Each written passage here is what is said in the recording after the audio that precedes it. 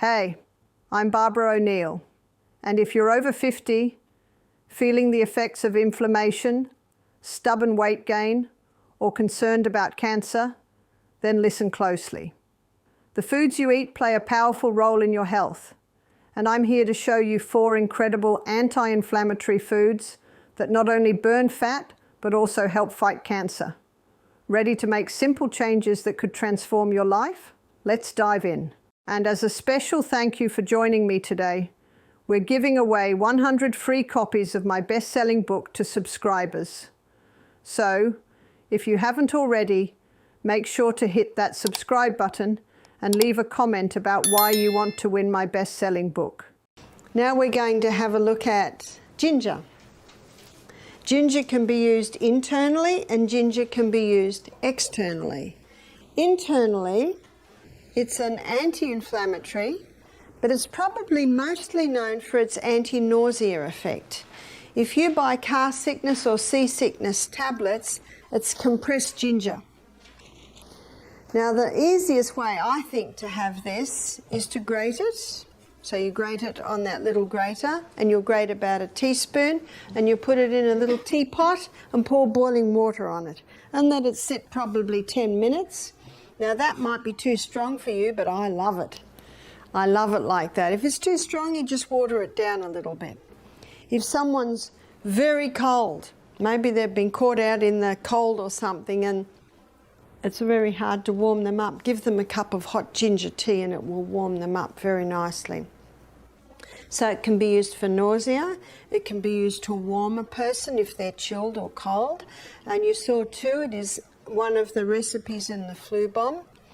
I was at a function, it was a health seminar, and in the break everyone went and had their herb teas, and there was a girl with a tiny little grater grating ginger.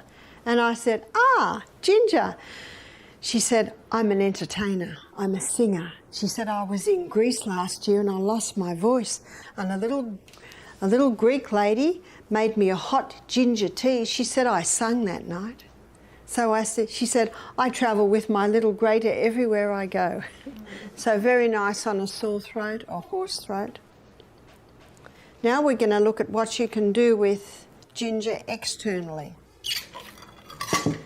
So I always take a plate and I always take the plastic square. Again, you can use a wool square next to that, but you still need that plastic backing so that it doesn't wet all your clothes, and also so it insulates.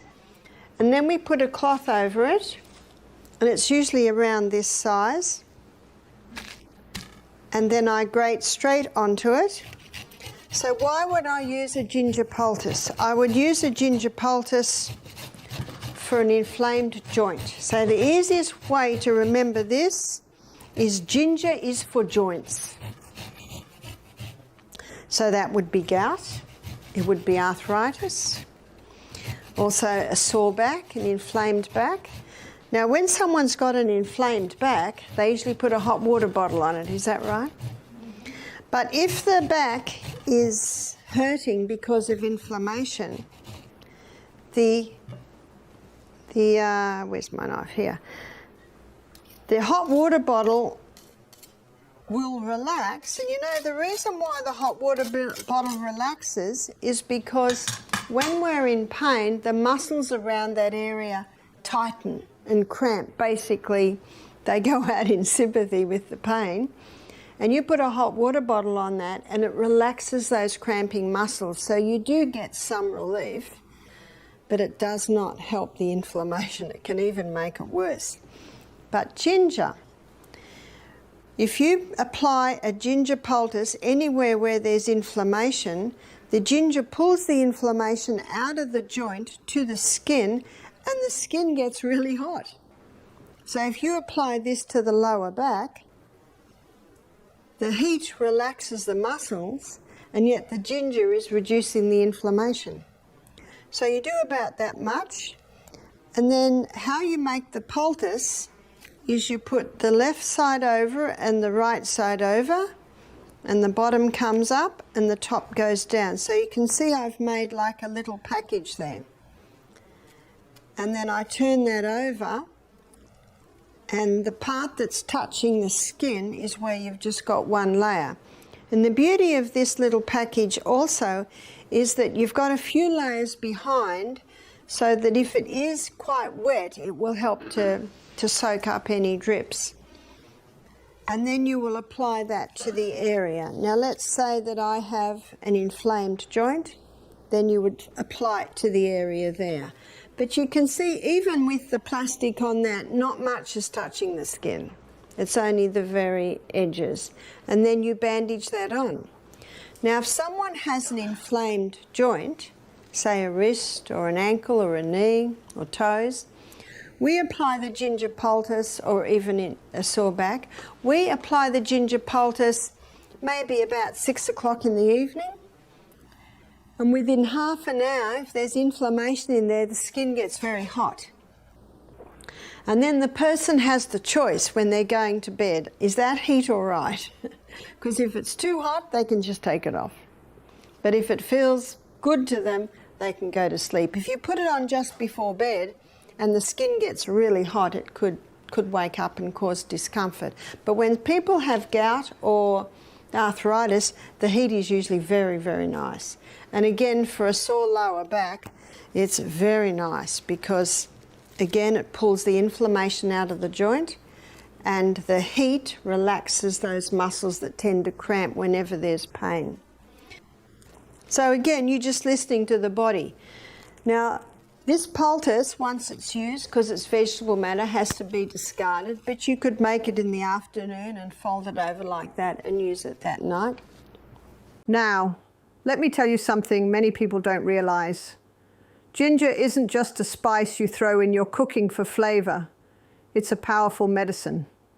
If you suffer from chronic inflammation, arthritis, or even gout, you need to understand the science behind this. Mainstream medicine won't tell you, but ginger can be more effective than those over-the-counter anti-inflammatories you're relying on. The heat from a ginger poultice pulls inflammation right out of your joints, which traditional painkillers don't do. Ginger doesn't just mask pain, it tackles the root cause, inflammation itself. And let's talk about nausea. Whether it's morning sickness, motion sickness, or nausea from chemo, ginger has been proven to outperform many prescribed medications. Why rely on pharmaceuticals when nature has the answer? Mainstream medicine wants to keep you hooked on pills. But the truth is, something as simple as ginger can truly transform your health. And we're going to look at a relative of the onion now, which is garlic. And this is a nice garlic. I always look for the purple ones. So you want to have a look at for the, I was going to say Australia, but I'm in America now. So I try not to get the Chinese ones. And if you press it down, you can open it up easily. And this is your natural antibiotic. In your book, there's a recipe for the flu bomb. And the flu bomb has crushed garlic in it. I don't say how much because it depends how much you dare. Some people can handle a couple of cloves. Some people can handle only 1 clove. Also a little bit of grated ginger.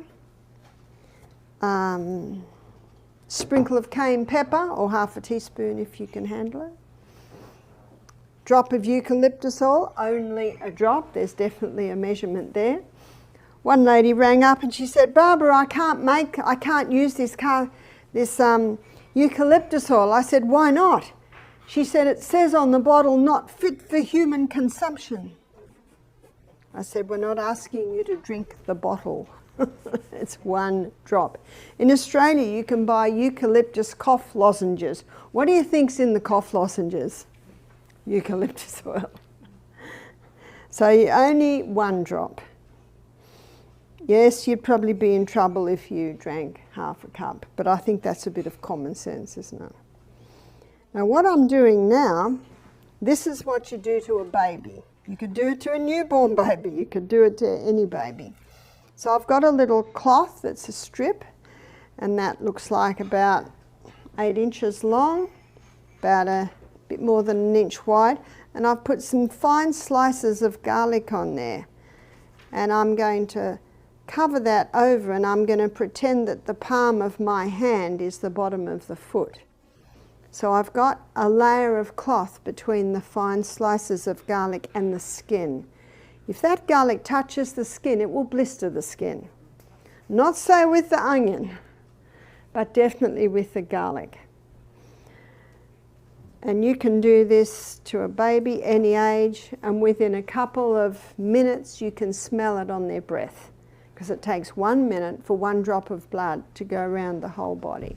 So this is a great way to get garlic into a baby if they've got a little bit of a chesty cough, or if they've got a head cold, a bit snuffly, then you can put the garlic on their feet. I used to put it on my son James. I realise now, and I didn't realise at the time, that we lived in a house that backed onto a swamp, so my children often got chest colds. When I moved to the rainforest, high and dry, no more chest colds, or very rare. But when he was 3, he used to get them a lot, so I'd finely slice the garlic, wrap it on his feet, put a sock and a shoe on, and send him off to play. So every step he takes, what's happening? A little bit more, a little bit more. At the end of the day, when I took his shoes and socks off, and the garlic off, the garlic was like bits of yellow dried leather, not one bit of juice left in it. It had all gone into James. So that's a way that you can get the garlic into the little ones.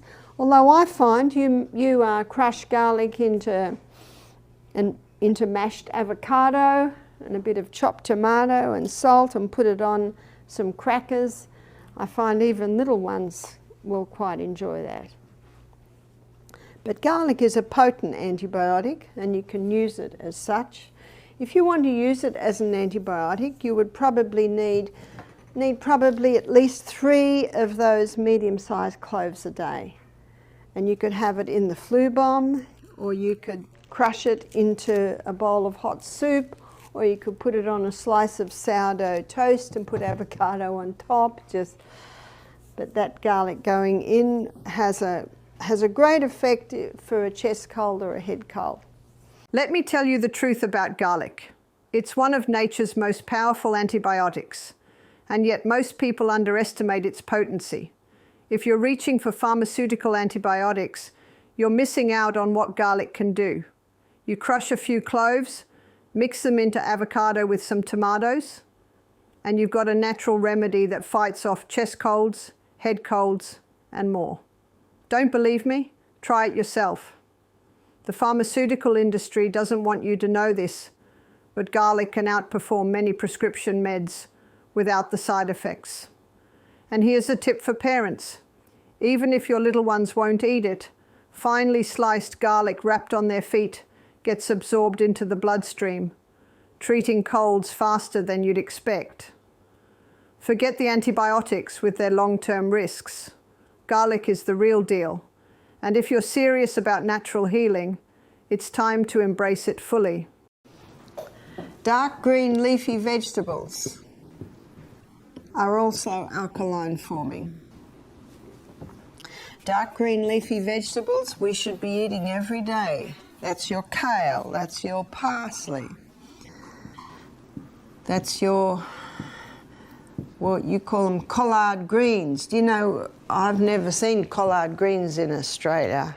You can tell I'm in Alabama.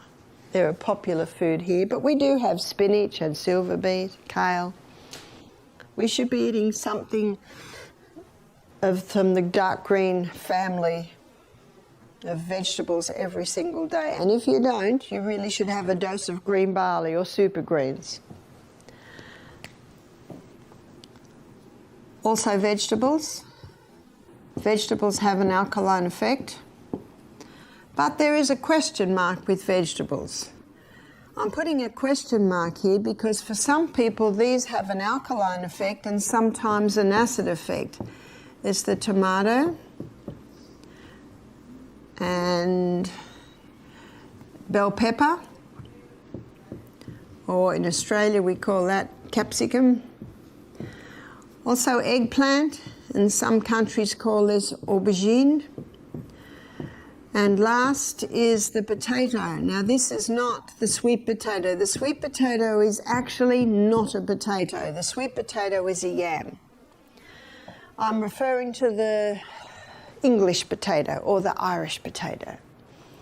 This is the nightshade group of vegetables, and for some people they have an acid effect, and for some people they have an alkaline effect. Let me tell you what I have found with me. My mother died at 51, a cripple in a wheelchair with rheumatoid arthritis. I have strong inherited genes to that way. And my body says to me, a little tomato now and then. My body says to me, don't even touch the bell pepper. What happens if I touch it? Oh, it repeats on me all afternoon and my energy just goes. So I say, I'm hearing your body and I don't eat it. The eggplant, I have a little eggplant now and then, maybe twice a month. Potato, my husband's an Irishman. Potatoes must be in every main meal, so I have it probably most days. That's what my body tells me. I don't know what your body will tell you. Now, I could have 10 professors in front of me saying, this is ridiculous, Barbara. The bell pepper is a very good vegetable. It is high in antioxidants and vitamin C. You should be eating it. Who am I going to listen to? I've got to live in this body. That's why the fine-tuning is yours. No man on the planet can tell you the fine-tuning. Only your body can. Here's what no one is telling you. Dark green leafy vegetables like kale, parsley, and collard greens are crucial for your health, yet so many people skip them. You should be eating them every day, no exceptions. These greens are alkaline forming and help balance your body's pH. But let me get controversial for a second.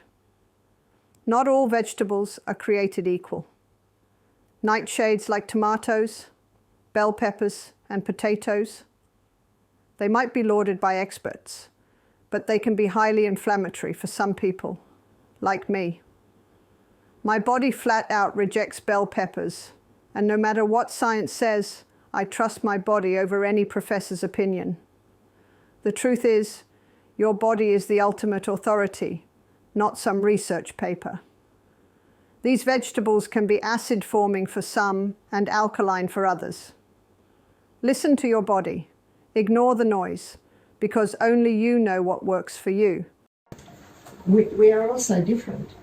We're all a combination of birth, genetics, experiences, and that's why I believe everyone should be their own doctor. There is another herb that you can take on the inside to get inflammation down, and that's turmeric.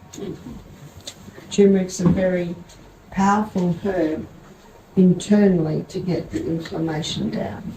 How often or how much? So, a teaspoon 3 times a day, sure. If it's the fresh turmeric, you would triple that dose. If it's dried, then you bring it back. What most people don't realize is that turmeric doesn't just reduce inflammation, it targets it at its root. Unlike synthetic drugs that come with a laundry list of side effects, turmeric works harmoniously with your body. It helps fight chronic conditions linked to inflammation, like arthritis, heart disease, and even cancer. The best part, you don't need a doctor to prescribe it. Add it to your meals or take it as a supplement and let it work from the inside out. But here's where the controversy lies. Mainstream medicine downplays turmeric's true potential because there's no profit in natural remedies. Imagine a world where people healed themselves with simple, powerful herbs. How many pharmaceutical companies would lose billions? That's why you need to trust nature more than the system. Incorporate turmeric daily, and you'll start noticing the difference. Your joints, digestion, and overall energy levels will thank you.